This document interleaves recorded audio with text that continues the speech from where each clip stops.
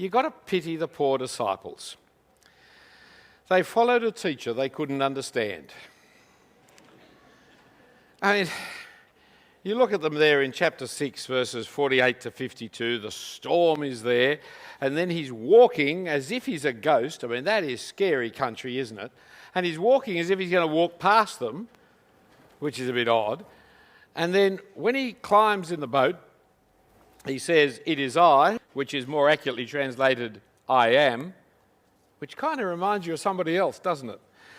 And then he turns around and stills the storm and everything is calmed. And they're amazed. Why are they amazed? Well, a storm would amaze me. Calming it would amaze me. Someone who walks on the water, that would amaze me. Someone who appears as a ghost, that would amaze me. The bloke who opted in saying, "I am," he'd scare the daylights out of me. Why were they amazed? Well, it tells you here why they're amazed, doesn't it? In verse 52. "And they were utterly astounded, for they didn't understand about the loaves." Huh? There weren't any loaves on the boat. No discussion of the loaves. They've got 100 things to be astounded about, but they didn't understand. They're astounded because they didn't understand the loaves. And your problem and why you're laughing at it is because you don't either, do you? What is this about, this loaves business? For us, the loaves is a problem, but it's like the problem of miracles and the problem of walking on water. There are so few people who do it. There are people who engage in certain miracles today, but very few people try the trip across the harbour the quick way. And so we are now in a culture dominated by materialists and secularists who will not allow any discussion of the supernatural. And it seems strange to us as to this world having these things happen. How can these things happen? In fact, walking on water is a kind of, it's a colloquial phrase for someone thinking they're God or godlike, isn't it? Of course, most people saying it don't even know that Jesus did it, because it's such an extraordinary thing to be doing. But facts are rarely self-explanatory. The fact of him walking on the water and stilling the stream is not self-explanatory. What was it about?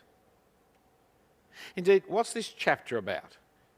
I'm going in the next little while then to work my way through the chapter, taking away one level after another to see if we can get down to what it's about and wind up with an understanding of the loaves. So the first way to understand the chapter is as a series of morality tales, kind of like Aesop's fables. You tell the story and the moral is, and so a prophet is without honour in his own country is the moral of Jesus being rejected in Nazareth. Or the urgency of the business in preaching the gospel in chapter 6, verse 11. See, don't carry anything with you. The gospel has to get out quickly. Or again, the prophet is a man with spine in chapter 6, verse 18. You see a prophet with real backbone, with real guts, to mix all our metaphors of the anatomy here. He knows the truth, he speaks the truth, he sticks up for the truth, and he pays the penalty for the truth. He's not going to be browbeaten by this king. He will declare adultery is adultery. And then there's the politicians, the exact opposite of the prophet, isn't he? The politician who, in chapter 6, verse 20, he knows the truth. For Herod feared John, knowing that he was a righteous man and a holy man, and he kept him safe. I mean, he knew that this was the truth. This was the real McCoy. But he was driven, like politicians are, by expediency and by power and by fear. And so he has this fearful fascination with the prophet. He wants to hear more, but he doesn't like what he hears. But he still wants to hear more because he knows it's true. But he's a weak man, Herod. And he's under the control of his wives and daughters. He's a totally immoral man. He's married his sister-in-law. Married's a nice way of saying it. He kidnapped her, but she was willing to go. And so it goes. I mean, the track record of the Herods They are one of the most degenerate. They would be celebrity stars of today.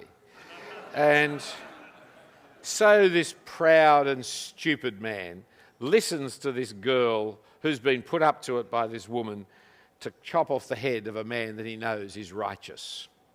It's pretty low as politicians go, that one, isn't it? And then he's spooked by his guilty conscience. So when the apostles, when they go out preaching and teaching, he thinks it's John the Baptist come back from the dead just to get back at him.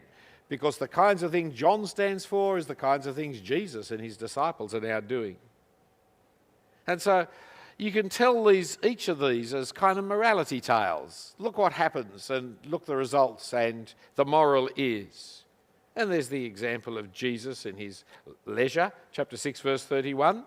Important, take a day off a week. See, it's there. Jesus takes time out in chapter 6, verse 31, or his compassion in verse 34, or his prayer in verse 46. And of course you can go for the old morality tale, in the storms of life turn to Jesus for help. But there are lots of other things here. Take another layer off. Look at the camel's hair of John. See, who is John the Baptist? He's the messenger in camel's hair back in chapter 1, which I suggested to you was the outfit of Elijah. And Elijah is promised in Malachi 4 will come before the great day of judgment. And so we're to be looking for Elijah. And now in chapter 6, verse 15, he is so much like Elijah. Others said he is Elijah. And others said he's a prophet, like one of the old prophets of old. And Herod says, no, this is John the Baptist come back from the dead. The connection with Elijah is very strong. But what was the task of Elijah in Malachi 4, verses 5 and 6? It was the precursor of God coming with his kingdom and judgment. But they killed John. So let's look beyond even Elijah and his clothing, and let's look at why did John die? What's the meaning, not so much of his camel's hair, but his shroud? Well, King Herod is just like King Pilate. Chapter 6 is like chapter 15. The way Pilate treats Jesus is much the way Herod treats John. And Herodias is much like the Jews. Their vengeance and hatred pushing the king into doing what he doesn't want, to kill the prophet John, to kill the prophet Jesus. And so, yielding to pressure, both monarchs wash their hands of what is taking place and have this person executed. And both Jesus and John are buried by their disciples. It's not just that John is like the Elijah who was promised, who would come before Jesus, pointing to the king. John is also like the suffering servant, coming and pointing to what is going to happen to the king when he comes. Let's just look ahead a little bit, because this may seem fanciful to you, but I didn't make it up. Look into chapter 9 for a moment, over a few pages, verses 11 to 13, at the end of Mount Transfiguration, where Jesus appears with Elijah and Moses. And on the way down the mountain we read, and they asked him, why do the scribes say that Elijah must first come? And he said to them, Elijah does come first to restore all things. And how is it written of the Son of Man that he should suffer many things and be treated with contempt? But I tell you, Elijah has come, and they did to him whatever they pleased, as it is written of him. Jesus sees in the death of John the Baptist something of what is going to be happening for himself, and would have his disciples say, yes, Elijah came, and what did they do? They killed him. Now the Messiah has come, and so what are you expecting? They will kill him. And so there's a little bit more to it than just a morality tale about the occupational hazards of being a prophet, which are great, I may say. And as we look more closely at John and his death, as we look more closely there, we see a glimpse of the unpopular Jesus. See, Jesus troubles people He troubles people in the synagogue in verse 2. He troubles Herod after John the Baptist has died in verses 16 and 17.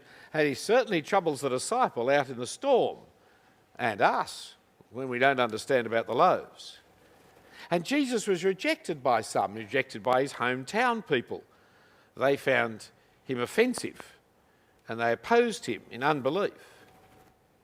And commonly they distorted Jesus. They misunderstood. They twisted Jesus. So who is he? Oh, he's John the Baptist come back from the dead. No, he wasn't. Oh, he's Elijah who's come to... No, he's not. Oh, he's one of the prophets. No, he's more than that. It's very common for people to distort Jesus, which is why we do the exercise we're doing here right now. Go back and look at the text itself, rather than make it up in your own head. They couldn't see Jesus in his glory. They could not deny his glory, so what they did was they reinterpret his glory so that it's more under our control. And yet, while Jesus is unpopular and suffering unpopularity, still in this chapter speaks of the popular Jesus. For everyone is asking, who is he? Even the distorted answers are positive answers. They're not saying, oh, he's a myth, like a 21st century person might. They're saying, oh, he's a prophet, or he's Elijah, or he's John the Baptist, come back from the dead. At least they're all positive. And they give positive estimates of who he is because of what he has done. For in verses 12 and 13, he preaches and exorcises and heals through his disciples. And in verse 42, he satisfied the hunger in the feeding of the multitude. And in verse 56, he healed all. Sorry, I've still got chapter 9 open, so I can't see these verses clearly to make sure I've got those verses right. Were they all right? And wherever he came, in villages, cities or countryside, they laid the sick in the marketplaces and implored him that he might even touch the fringe of his garment. As many as touched it were made well. Yes, they're all positive things that Jesus is doing. Yet this kind of popularity is still superficial. It's the superficial popularity that the parables told against. That is, the disciples' Jesus sees something different. The popularity of the outsiders is different to the disciples' understanding. Because the outsiders, everything's in parables. The insiders have it explained to them. So the Jesus of the disciples is different to the public Jesus. For the disciples have been sharing in Jesus' work. They did what he did. And that's it. In verses 7 to 12, you see, he sends them out to do his work. And they know him as the caring leader because they keep seeing his love and compassion and care for other people. But the overriding impression for the disciples all the time is that he is a puzzling leader. He's an enigma. He keeps doing things they don't expect. He's such a puzzling wonder worker. I mean, they don't expect him, in verses 35 following, to feed the crowds. And when it grew late, his disciples came to him and said, "This is a desolate place, the hour is now late. Send them away to go into the surrounding countryside and villages and buy themselves something to eat." Wasn't on their mind, didn't cross their fertile imagination that he was going to feed them out in the wilderness. You know, it's just unexpected all the time. And it must have been really weird to travel with a man who kept on doing things that you never expected. I mean, that's a certain degree of predictability in your fellow colleagues at work or in your family. It helps, doesn't it? But the person who every time you go to do something does something completely different, bigger and better than you've ever imagined, it's a little hard to know. What have I joined up with when I joined up with him? Because I don't know. I don't understand him. I don't understand what he's doing. I think I understand what he's doing, but he keeps doing other things, so I obviously don't understand what he's doing. But I like him, and I want to be with him. And he sends me out to do it for him, although I don't know what it is he's doing. But I'm doing it. I think the disciples had a really hard situation. It was puzzling. How can he feed a crowd like this? How does he walk on water? Like a ghost in verses 49. How does he calm the storm? But he's already calmed the storm once. Back in chapter 4, verse 39. And you would have thought, here's a storm. Hey, Jesus, another storm. You're the storm killer. But it wasn't like that, was it? These things were so extraordinary and bizarre and unaccounted for. And he wasn't asleep in the back of the boat this time. They were all alone. And then here he comes. It's terrific. Good to see you, Jesus. You can still, there he's going. Hey, we're here. You're wandering over there. What is this? And it's really scary because he's walking on the water. And last time he might have been asleep, but he was in the boat. This time he's in the sea. I mean, there are a lot of problems that our familiarity with the story loses for us. But what was it? When he calms the storm, they're terrified, verse 50. They're amazed, verse 51, because they do not understand the loaves.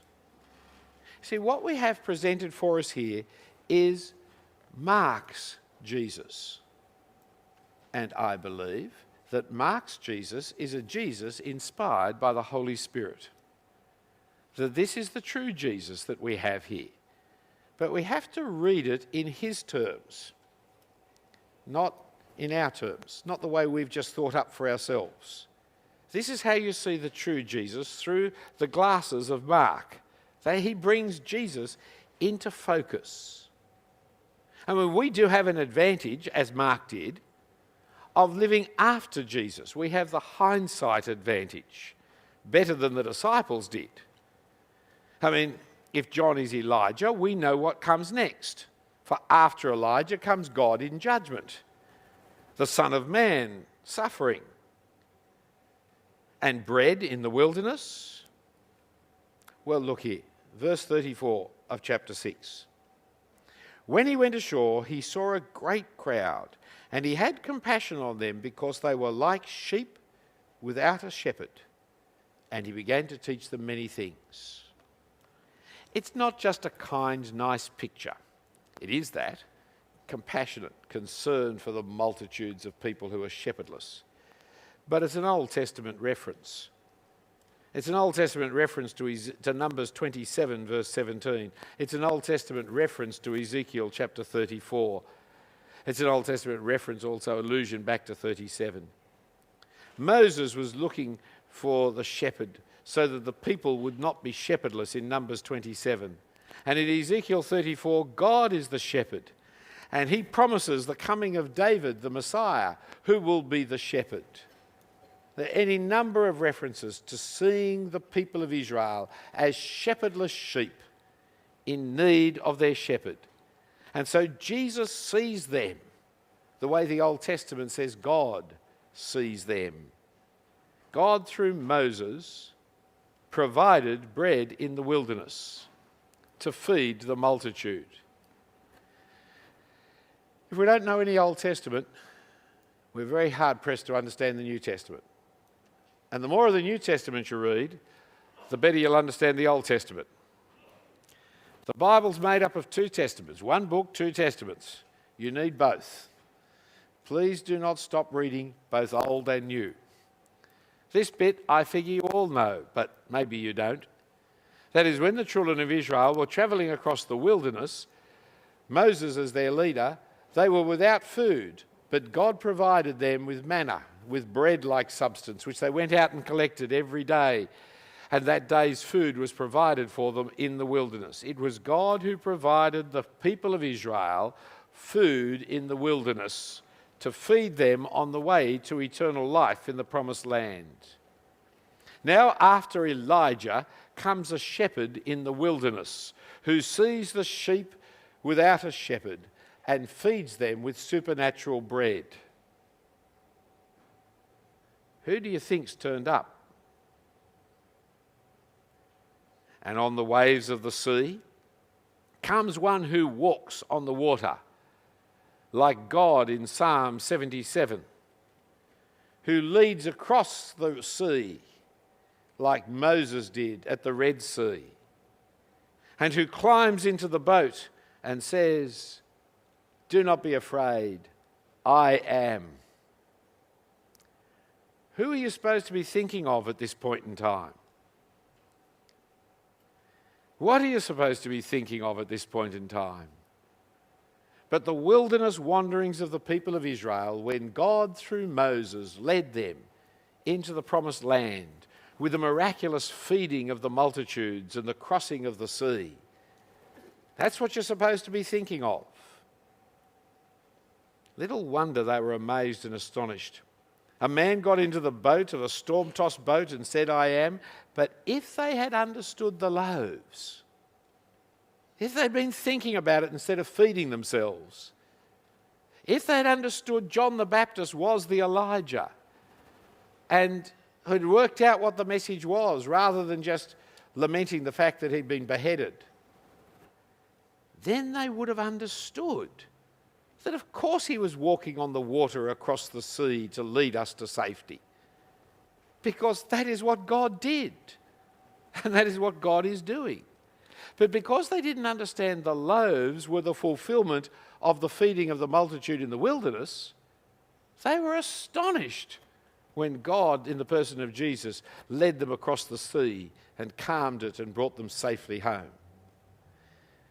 Here's the problem for us, friends. We don't understand the loaves. We think of the loaves in terms of mass bread production. That's not what it is. We think of the loaves in terms of the suspension of the natural order to be able to do something that is miraculous, but the Bible never talks in those terms. We're supposed to think of the loaves in terms of the fulfillment of the Old Testament expectations, because God says he will send another Moses to lead his people. And lo and behold, here's a bloke who's leading us across the sea and feeding us with bread out in the wilderness. Who does he sound like? But another Moses, which is what we're supposed to be looking for. Now, if you don't know how Elijah dressed, when John the Baptist turns up in a leather belt, etc., you think, "Oh, that's funny gear." If you don't know Malachi, when it says that this is Elijah, you say, "Elijah, I thought he was in the Old Testament somewhere." Oh, well, I suppose it's a popular name. If you don't know anything about Moses feeding in the wilderness and you don't know anything about a prophecy about another Moses coming, then a bloke turns up and feeds you in the bread in the wilderness and you think, "This is pretty good. I wonder if I could go regularly for a feed this way." It saves a lot. Baking bread in the ancient world was very long. They didn't have bread makers. Well, they did. They were called humans. And it's a long, slow, hard process. You know, the rise and the second rise and the third rise and all the rest of it. Hey, I can just hang around the wilderness with Jesus and this is better than Macca's. It's there before you ask for it. And so they haven't picked it up, you see, because they don't know Moses. And they don't know the expectation there's another Moses. And Jesus looks compassionate upon them and they think, "He's no kind man, isn't he?" But he's saying, "No, they are the sheep of Israel without a shepherd, and I have come to shepherd them." If you understood, you would not be astonished. But because you don't understand, then you are astonished. So having looked, as Mark wants us to look, below the surface, down to the kind of naked truth, what do we see? Miracles miss the mark. Miracles do not prove God and are not even showstoppers, frankly. Miracles point to the meaning of Jesus, fulfilling Old Testament prophecies, identifying who he is, what he comes to do. For the miracles, if you're a skeptic, you'll never believe them. And if you're gullible, you'll miss the point of them. Jesus did wonderful miracles. But the important thing is not the miracles Jesus did, but what the miracles meant. That's the important bit. And that's why only some of them are recorded. The ones that clearly show what he was about. But you're supposed to read your Old Testament. You're supposed to look up your cross-references. You're supposed to check out. Secondly, Jesus, because the miracles, like the teaching, like the Old Testament, are about Jesus, they're about who he is and what he comes to do. He comes after Elijah to bring the judgment and the sufferings of Elijah, to save the shepherdless sheep of Israel and to lead God's people into the promised land. All those things are there in chapter 6. But unbelief is blind. There is no one so blind as he who will not see. People miss the point. They distort him to fit into our own prejudices and categories and reject him because we don't like him when he fits into our prejudices and categories. The disciples' hardness of heart blinded them so that they couldn't understand what they saw. Isn't it extraordinary? You would think that if you saw Jesus walking on the water and stilling a storm, you would then know. But they saw it and they didn't know. If you read your Old Testament, you will know, even though you're not there at the storm seeing him do it. Isn't it bizarre? Because deep down we'd all like to be out there, especially as we know it turns out right and none of them get drowned. We'd all like to be out there and actually have seen him do it. But seeing is not believing. Understanding is believing. And the understanding comes from the Word of God. How fortunate we are that we don't have the blindness of seeing incredible, astounding miracles, but we have the Word of God telling us what they mean.